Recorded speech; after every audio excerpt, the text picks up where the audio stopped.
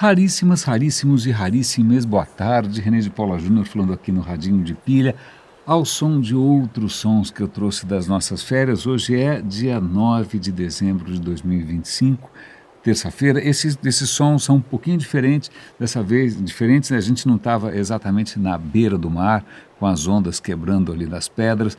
Esse é um microfone que eu deixei na varanda do quarto, então está um pouco mais alto, então o mar já fica mais ou menos um rugido indistinto ao fundo, com eventuais passarinhos no decorrer do período, mas eu tenho que reconhecer que já houve mais passarinhos lá. Havia tantos passarinhos que nas mesas do café da manhã, que eram ali na praia, na areia, tinha umas plaquinhas assim: não alimentem os pássaros, porque eles estavam em todo canto, passarinho de todo tipo. Eu não sei o nome de passarinho nenhum, tinha uns que parecem umas rolinhas, umas pombinhas, um monte, era realmente um zoológico. Até que, num certo momento, surgiram gatos. Alguém teve a ideia de introduzir gatos ali. Os hóspedes adoraram, claro, que beleza, dão comida para os gatos, etc. e tal, o que realmente não precisa, porque gatos são predadores extraordinários. Infelizmente, presenciamos ali um bote muito bem sucedido de um felino num pobre passarinho desavisado, que infelizmente virou café da manhã. Né? Mas graças à presença desses adoráveis mascotes, a população alada despencou, e os passarinhos estão muito mais cautelosos. Então eu lamento, talvez se eu tivesse gravado há muito tempo, talvez a gente teria mais passarinhos hoje ornando a nossa conversa. E é curioso porque eu quero fazer algumas conexões entre coisas que atravessam várias disciplinas, né? A gente está vendo aqui como a introdução de um predador, de uma espécie invasora, provoca um estrago num ambiente que não teve tempo de se adaptar. A gente viu isso recentemente falando da Ilha de Páscoa, que o que realmente pôs a perder aquela nascente civilização, né, não foi exatamente a ânsia em desmatar, mas foi simplesmente o fato de que eles levaram junto com eles ratos que, quando perceberam que não tinham predador nenhum, e não tinha mesmo, né, e que tinha uma abundância incrível de brotos de uma certa árvore, os ratos se multiplicaram loucamente e as árvores não cresceram mais, e o resto absolutamente é história. Então teremos gatos e ratos no episódio de hoje. E talvez valha a pena começar por um dos fenômenos mais inusitados. Hoje eu vi, como é que é o nome dela? A Anna Fry. A Hannah Fry é uma divulgadora de ciência britânica que eu acho sensacional, já li vários livros dela, já recomendei muita coisa dela, mas ela estava fazendo um episódio, ela é matemática, mas ela estava fazendo um episódio sobre bambus. Bambus, o que a Hannah Fry tem a ver com bambus?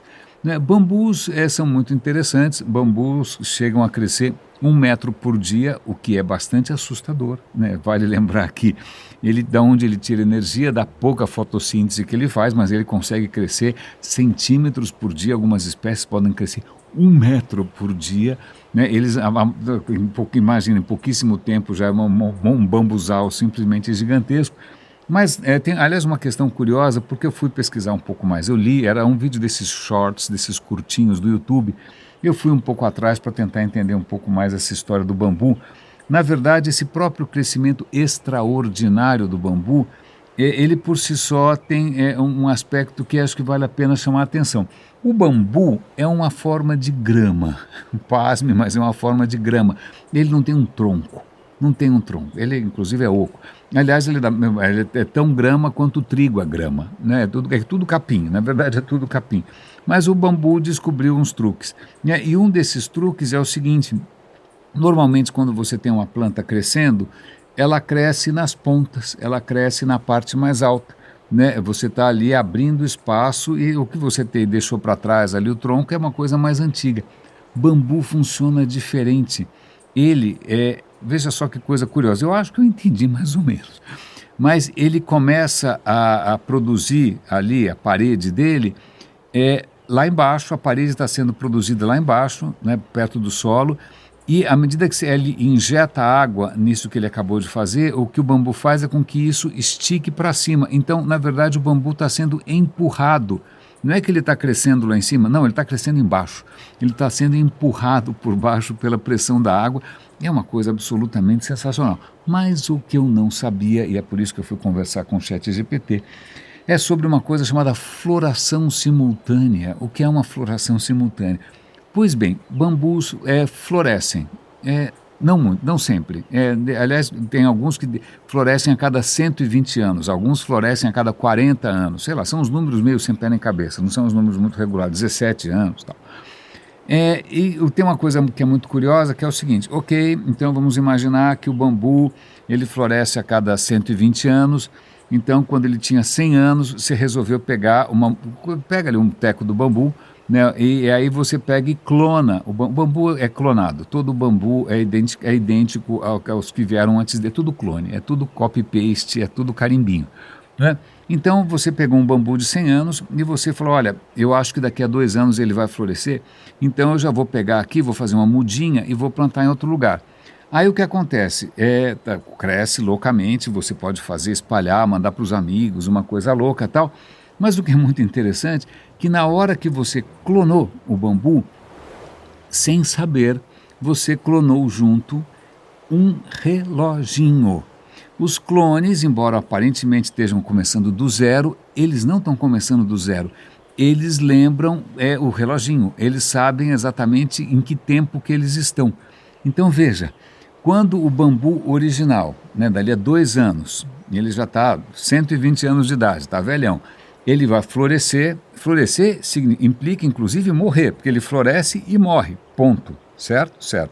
Aí você fala, bom, que bom que eu fiz esses clones todos, que bom que eu espalhei essa história, mas o que acontece? Todos os clones herdaram o reloginho, ninguém entende muito bem como é que isso funciona, talvez seja uma questão de epigenética, sabe Deus, mas eu sei que todos esses clones, por exemplo, o clone que tem 2 anos, na hora que o clone mãe, lá por assim dizer, né, no clone original, ele florescer e morrer, todos os outros clones vão florescer ao mesmo tempo, não importa quando você plantou. Você pode ter plantado 1 mês atrás, 2 meses atrás, 2 anos atrás, não importa, eles mantêm a mesma, eles estão em sincronia, como se eles tivessem uma internet dos bambus em que eles trocam, é um grupo de WhatsApp, é um fenômeno estranhíssimo e ela conta, inclusive, que num certo momento um pesquisador russo, um explorador, ele vai para a China, descobre um bambu excepcional, belíssimo, ele resolve, sem saber dessa história toda, né, ele resolve levar umas mudinhas para a Europa, né? Ele leva para a Rússia, para São Petersburgo primeiro, São Petersburgo faz um sucesso, aquilo cresce para caramba, os caras fazem bosque de bambu, que beleza, né? E aí isso acaba virando moda, cada um pega uma muda, começa a espalhar pelo mundo inteiro, e de uma hora para outra, no mundo inteiro, você tem esse bambu, um sucesso, um símbolo de status, etc. e tal. Adivinha o que acontece? Esse russo não sabia, mas esse bambu já estava com o reloginho ticando, e quando soaram as badaladas, né, da hora de florescer e morrer, diga-se de passagem, né, todos os bambus do mundo, não importa, era São Paulo, Tóquio, vai falar aí Alasca, tanto faz onde plantaram o raio do bambu, todos floresceram ao mesmo tempo e morreram. É como se fosse assim um suicídio coletivo, né, uma hecatombe, né, todos eles morrem ao mesmo tempo. Aí você vai falar, por que diabos um bambu faz isso? Isso faz sentido e não é uma questão de lendas mitológicas.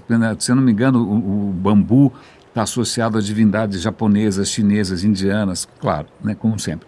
Não, a questão é mais interessante do que isso. Veja, o bambu floresce todos de uma vez. Isso é uma estratégia, porque o negócio é o seguinte, ele tem, obviamente, a hora que ele lança sementes, alguém vai querer comer a semente. Está cheio de ratinho ali, alguém vai querer comer a semente. Né? Na hora que ele, depois de muito tempo, todo mundo já esqueceu os predadores, já tive várias gerações de predadores, né? De repente, bum, floresce tudo de uma vez, é uma overdose, é uma superdose de alimentos para esses predadores. Esses predadores saem comendo feito uns loucos, não vão conseguir dar conta porque eles não estavam preparados. Imagina, fazia 120 anos que eles não comiam aquilo, né? Não estavam preparados, o número deles era pequeno, então essa é uma estratégia de você supersaturar o mercado. o bambu supersatura o mercado de uma vez só, e aí os predadores não conseguem, vão começar a tentar se multiplicar. A hora que eles estão achando que a coisa está indo super bem, acabou a comida e vão morrer em massa também. Então, e vai sobrar semente para caramba. Então, está funcionando, tanto é que o bambu é um sucesso. Né? Bambu tem em tudo quanto é canto, tem na Ásia, tem na América do Sul, tem para tudo quanto é lado. Mas veja, a estratégia é um pouco parecida com a estratégia da cigarra. A cigarra, pelo menos a cigarra americana, que é o que mais... Eu não sei nada de cigarra brasileira, mas a cigarra americana, elas surgem a cada 17 anos, ou 13, ou 13 ou 17, são números primos, o que é muito interessante por si só. A cada 17 anos, sem mais nem menos, zilhões de cicadas, como é que chama, cigarra, começam a sair do chão, louca, como se fosse um filme de zumbi, um filme de alienígena, uma coisa de louco. Todas elas começam a brotar no chão, elas tinham ficado 17 anos debaixo da terra, todas elas emergem para o quê? Para reproduzir e morrer, não é? E por que elas esperam 17 anos? Né? Por que é um número primo, inclusive? Justamente pela mesma razão. Se elas fossem aleatoriamente surgindo, né, os predadores iam comendo e eles iam acabar achando algum tipo de equilíbrio e até algum tipo de ajuste, né, entre a capacidade de reprodução dos predadores e a capacidade de reprodução das cigarras. O que as cigarras fizeram foi justamente falar, vamos fazer o seguinte, deixe esses caras passarem fome durante um baita tempo. Quando eles menos esperarem, ainda mais que são números primos, não combina com o ciclo de nada, a gente emerge em massa, a gente vai morrer que nem umas loucas, né? Mas vai dar tempo eles não vão dar conta. É a mesma estratégia de saturação do mercado. É extremamente interessante, até o mesmo uso de números primos é muito curioso. E isso é explicado pela evolução, porque imagina que de repente um bambu mutante, uma cigarra mutante, resolve sair antes da hora. No que ela sai antes da hora, ela está sozinha, ou seja, ela não tem chance nenhuma, né? Então eles atuam nos grandes números, mas aí tem um aspecto muito curioso, que imagina, florestas gigantescas de bambu. A gente foi recentemente para o Japão, entrou lá no bosque de bambu, não sei se chama bosque ou floresta, sei lá, é um monte de bambu, uma coisa belíssima. Aí você entende a arte japonesa, aquelas gravuras magníficas, tal, tudo super sereno, bonito, o vento, tal. Mas quando morre todo mundo, é um desastre ecológico, porque imagina, eles morrem e começam a apodrecer. No que eles começam a apodrecer, é um Deus nos acuda, porque outras espécies não conseguem sobreviver, né? Os roedores que de repente se multiplicaram loucamente, de uma hora para outra eles vão passar fome também, né? Então, quando o bambu faz isso, né, ele faz uma terra arrasada, exceto para ele, porque quando ele começar a brotar de novo, está tudo limpinho. Então ele já deu como se ele desse uma formatada no disco, que realmente entrega a minha idade, porque eu duvido que alguém hoje saiba o que é um hard disk, um disco rígido, quanto nem pensar em disco flexível, mas começa do zero. E o que é interessante, que quando esses bambus morrem todos de uma vez, e cada um tem um ciclo diferente, não é? Isso provoca um desastre ecológico tão grande que pode provocar uma explosão populacional de ratos, porque eles começam a comer as sementes e começam a se reproduzir, de uma hora para outra não tem comida, e esses ratos vão, agora, cadê? Eu quero mais, não tem, eles vão sair comendo tudo que eles veem pela frente, e esses ciclos dos bambus muitas vezes provocaram mudanças históricas, porque na hora que os ratos saem comendo a torto e a direito, isso acaba provocando o quê? Fome. Fome provoca instabilidade política. Então, por trás de várias revoluções na Ásia, guerras civis, etc. e tal, eu vou dar o link da história do ChatGPT, que lá tem as datas e os nomes todos, mas talvez você consiga explicar porque essa convulsão social, justamente pela fome provocada por uma explosão populacional de ratos que foi provocada pela morte simultânea de bambus que resolveram florescer a cada não sei quantos bilhões de anos. Pois bem, muito curiosamente, já que a gente está falando aqui de roedores em geral e de as coisas históricas, eu estava ouvindo agora um episódio de um podcast, eu vou dar o link como sempre aqui, sobre peste bubônica, que é um assunto obviamente fascinante, alegre, para você lembrar no Natal, recomendo, anota aí, ou no Ano Novo também, né, para você realmente perder os amigos que sobraram, Mas a peste bubônica dizimou a Europa no século XIV, 1300 e pouco, mas dizimou de uma maneira que assim, teve cidades que praticamente não sobrou ninguém. É só ler Decameron do Boccaccio, né? Tem vários livros e filmes a respeito. Então, a população europeia, praticamente metade morreu. Metade morreu. Uma em cada duas pessoas morreu, em alguns lugares todos. Não é? E a questão isso foi um castigo divino, né? Isso foi o pecado original, não sei, né? Gente se masturbando, não sei. Não, o que acontece, a gente sabe, você também sabe, que tudo se explica por causa dos ratos e das pulgas, mas a questão vai um pouco além. Eu já tinha ouvido alguma vez uma história de que as pulgas que transmitem a bactéria da pestes, como é que ela chama? Já esqueci, alguma coisa com Y, eu vou dar o link, vocês são muito mais CDFs do que eu, vocês vão procurar. Já esqueci. Pois bem, o que provoca a peste bubônica não é a pulga, coitada, a pulga não está nem aí. A pulga está doente, a pulga está infectada com uma bactéria, que é a bactéria da peste bubônica. Quando ela pica você, né, ela vai sugar seu sangue e aí o que acontece? Aí essa bactéria, ela pula para você. Ela não é uma bactéria interessada em humanos, nunca foi uma bactéria especializada em humanos. Né? Ela é uma bactéria especializada em pulgas. Né? E essas pulgas normalmente são especializadas em mamíferos de todos os tipos, basicamente ratos.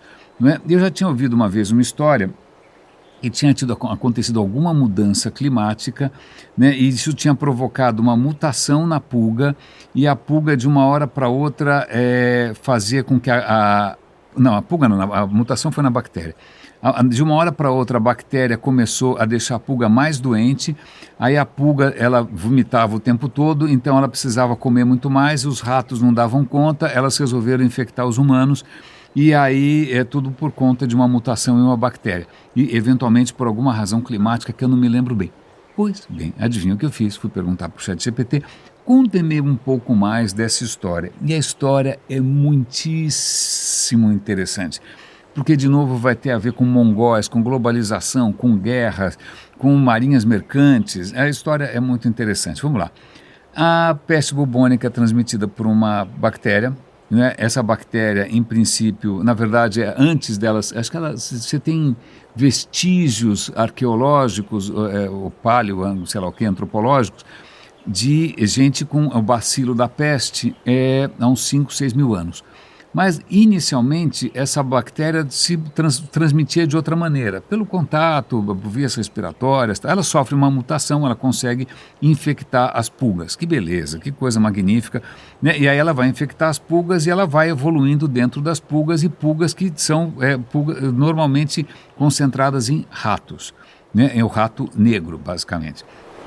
Então as bactérias infectam as pulgas parasitam, infectam os camundongos, e a vida vai indo muito bem, obrigado. Mas começam a acontecer algumas coisas muito interessantes, não é? Veja, no século XIII coincide ali com a criação e a expansão do Império Mongol. Aquela região toda da Ásia era um saco de gatos aquilo, né? Não era unificado, era uma confusão, você tinha um lutando contra o outro. Quando surgem os mongóis e começam a fazer um dos maiores impérios que a humanidade já viu, eles vão justamente criar rotas, eles vão unificar, eles vão facilitar o transporte. O Império Mongol dá uma turbinada ali na Ásia, e não só dá uma turbinada, como eles resolvem também se aproximar do Ocidente de uma maneira não muito amigável. Por que você acha que Veneza criou uma cidade em cima da água? Porque o cavalo mongol não anda na água. Ok. Então eles começaram a invadir o Ocidente, não é? Mas aí tem uma questão que é muito interessante, que é a seguinte: os mongóis acumulavam grãos, eles dependiam dos cavalos, eles tinham rebanhos, tudo isso favorece o quê? Ratos. Então, onde os mongóis se expandem, eles levam consigo ratos. Ok? Como se não bastasse isso, você teve naquela época uma série de enchentes, então de repente tem uma abundância gigante, você tem colheitas gigantes, e de uma hora para outra uma seca que não acabava nunca mais. Adivinha o que acontece? Os ratos tinham se multiplicado como se não houvesse amanhã, os ratos começam a morrer e as pulgas falam, cadê meu ganha-pão? Né? Cadê os ratos? Já que eu não tenho rato, quem não tem rato caça com o quê? Qualquer coisa, incluindo humanos. Então, é uma mortandade de ratos provocada por questões climáticas que vai fazer com que a pulga comece a se aventurar nos seres humanos. Então, vamos lá. Na verdade, a expansão da peste pela Europa tem dois momentos. Né? Em primeiro lugar, os mongóis chegando com os ratos, né, e atacando, por exemplo, eles mencionam uma guerra que eu nunca tinha ouvido falar, a Guerra de Cafa, que é na região da Crimeia, era uma cidade portuária, não é? Os mongóis chegam lá com o quê? Ratos. Chegam lá com os ratos e os próprios mongóis estão começando a sofrer de peste bubônica e reza a lenda que os mongóis, durante o cerco às fortalezas, eles pegavam cadáveres com peste e jogavam, né, numa catapulta, né? Chovia gente com peste dentro da cidade. Né? Então começa a morrer gente para tudo quanto é lado. Os navios genoveses que estavam naquele porto, eles resolvem fugir dessa história toda, não são bestas, mas eles fogem com o quê? Convidados não muito bem-vindos, que são os ratos, adivinha com o quê? Com a peste, e no que esses navios vão continuar circulando ali pelo Mediterrâneo, né, eles vão levar juntos com eles esse rato negro. Ok? Ok. Então você tem os mongóis trazendo os ratos, depois os navios espalhando os ratos pelas cidades costeiras. Aí você fala, bom, então agora dançou, porque as cidades medievais deviam ser todas um paraíso de uma infestação de ratos. Não é? Mas a coisa é um pouco diferente, porque quando você olha os restos arqueológicos dessas cidades, você não vê esqueleto de rato. Você vê muito pouco. Então não é que as cidades foram tomadas por, né, uma invasão de ratos. Não é tanto assim.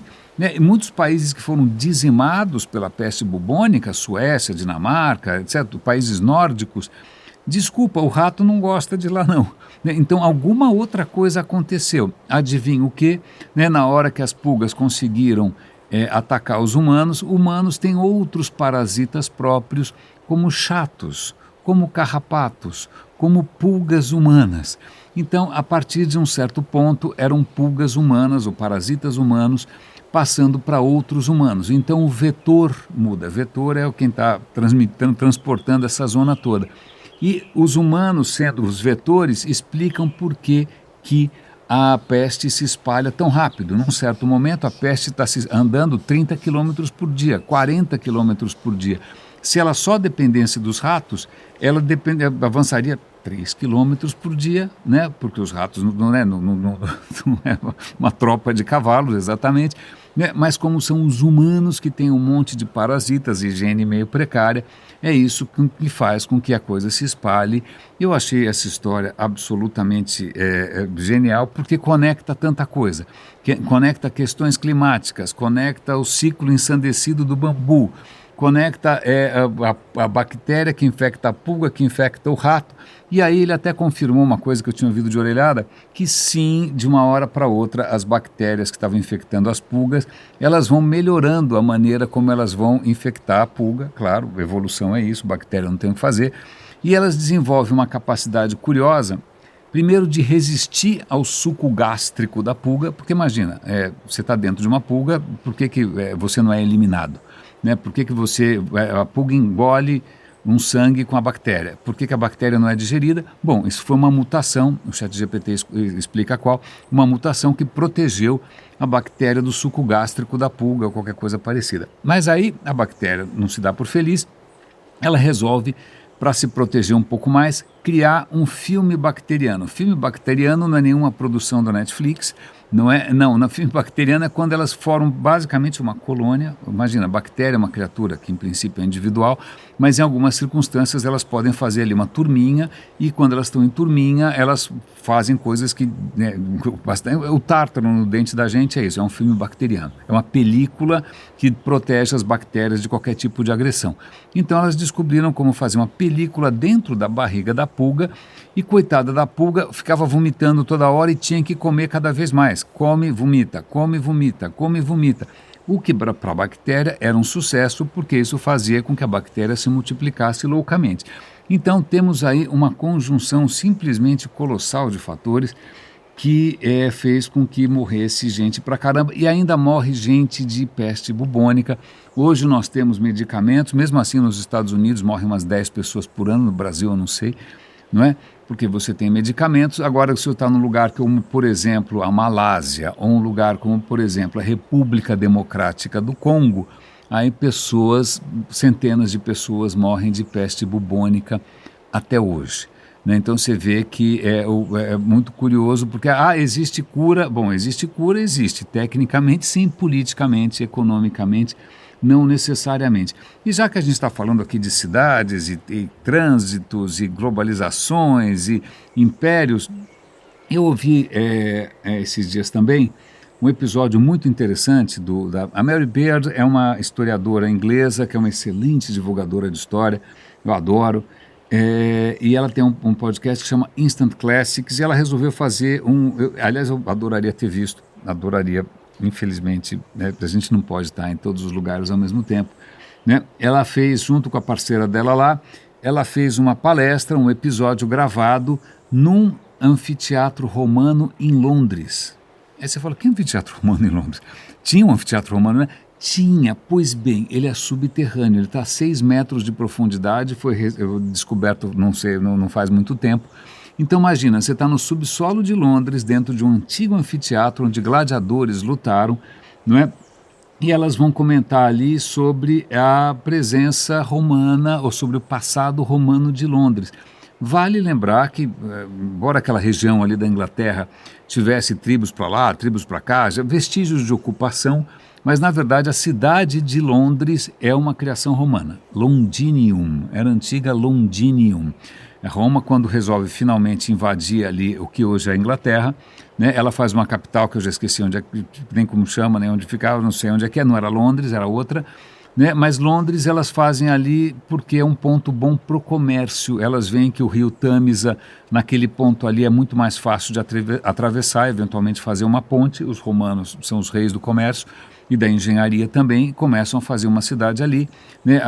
Algumas décadas depois, aí tem aquela, digamos assim, aquela escaramuça com a rainha Boudica. A rainha Boudica era rainha de uma das tribos locais, ela se revolta contra o Império Romano, bota fogo em Londres, mata um monte de gente, mata gente para tudo a torto e a direito. E se você for para Londres, num dos lados ali do Tâmisa, perto da Catedral de Westminster, tem uma estátua equestre, né, da rainha Boudica. Eu não sei exatamente por quê, porque ela botou fogo na cidade, por que você faz uma estátua? Ok, questões de identidade nacional são difíceis de entender. Mas, pois bem, Londres nasce, é uma cidade criada pelos romanos, e desde o começo é uma cidade de estrangeiros, cada um vem de um lugar diferente, é uma cidade naturalmente diversa, é uma cidade naturalmente comercial. Então não é uma cidade que nasce com uma unicidade étnica, com uma história de sangue e seja lá o que for, mitológica. Não, é uma cidade de transações, o que talvez explique porque ao longo da história Londres sempre foi uma cidade de comerciantes, de comércio, de finanças, né? E nunca foi exatamente... eu fico pensando aqui também em algumas cidades que têm uma história meio parecida. Veja, São Paulo surge no meio do nada. Ela não está inicialmente ligada ao grande fluxo colonial de escravos, açúcar. Não, ela nasce aqui, os 2 jesuítas loucos, sei lá, e ela começa a se virar por conta própria. Então cidades como Nova York também, mesmo como Buenos Aires, elas nascem meio que, elas se viram sozinhas e elas acabam se tornando cidades cosmopolitas, nas cidades em que se falam muitas línguas, em que tem muitos sotaques, onde você cria formas de colaboração. Então isso é a origem de Londres, extremamente interessante. Mas aí ela vai contar de... Cada vez que alguém faz uma obra lá, acho que até quando você faz uma obturação no dente, alguém vai achar alguma coisa romana, né? Tem coisa romana em tudo quanto é canto. Né? E eles acharam recentemente uns documentos comerciais. E num desses documentos comerciais está o registro da compra de uma escrava, a escrava chamada de Fortunata. Fortunata, em latim, quer dizer sortuda, em português é parecido, né? Afortunada. A Fortunata devia ser uma mocinha muito interessante, porque ela é comprada pelo equivalente a 2 anos do salário de um soldado, né? Em sestércios, ou seja lá o que for. E quem comprou a Fortunata ou na verdade, como se diz em italiano, sfortunata, né, infeliz, foi justamente o quê? Um outro escravo. Esse outro escravo, veja, ele já tinha sua atividade independente, ele já estava prosperando, então o escravo comprou uma escrava. Acontece que esse escravo, inclusive, era escravo de um outro escravo ainda mais próspero. Então é interessante porque é gente de tudo quanto é canto, mas você tem também a própria questão do que é você ser um escravo, o que não é. Ser escravo é a mesma coisa que ser escravo no Brasil colônia, né, que você vai morar numa senzala, que você é praticamente uma coisa. Não, um escravo, você no começo até você pode ser uma coisa, mas você pode virar depois um comerciante, um empreendedor, um funcionário do império, quem sabe até, né? Não tem limites em Roma para o que um escravo pode fazer. Então é muito interessante porque tem registro da história da Fortunata, que de Fortunata não tinha muito, eu acho, né? Da escrava de um escravo de um escravo, e ao mesmo tempo descobriram recentemente a tumba de uma, eu já esqueci o nome, eles não sabem o nome da pessoa, eles chamam de princesa ou rainha, ou seja o que for, porque deve ter sido uma mulher muito rica, e ela estava cheia de objetos que denotavam luxo. Então ela estava usando uma roupa de seda. A seda que da onde vem? A seda vem da Ásia. Veja, Londres naquele momento era o ó do Borogodó, era o U da cobra, por assim dizer. Era o lugar mais provinciano e remoto possível. Mesmo assim, se tinha gente ali prosperando o suficiente para estar com joias de ouro, com pedras preciosas do Egito, né, com seda da China.